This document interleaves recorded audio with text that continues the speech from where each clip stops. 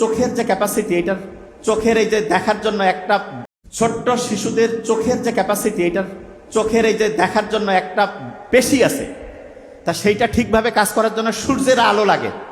তুমি চোখটাকে যদি ঠিকভাবে কাজ করতে দিতে চাও, তাহলে তোমার প্রত্যেক দিন সূর্যের আলোতে 30 মিনিট থেকে 45 মিনিট থাকতে হবে। তাহলে আস্তে আস্তে চোখের যে ক্যাপাসিটিটা সেটা ঠিক থাকবে। তাহলে বলো তো ছোট্ট বাচ্চারা, প্রত্যেক দিন সূর্যের আলোয় কত মিনিট থাকবা?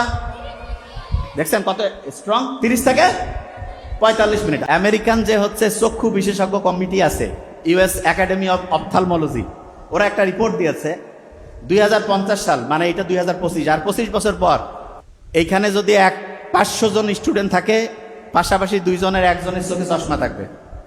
তার মানে 50%-এর চোখে চশমা। আমরা যারা একটু সিনিয়র, এদের চোখে চশমা তুলনামূলক কম। দেখেন ছোট্ট শিশুদের চোখের যে ক্যাপাসিটি, এটার চোখের এই যে দেখার জন্য একটা পেশি আছে, তা সেইটা ঠিকভাবে কাজ করার জন্য সূর্যের আলো লাগে।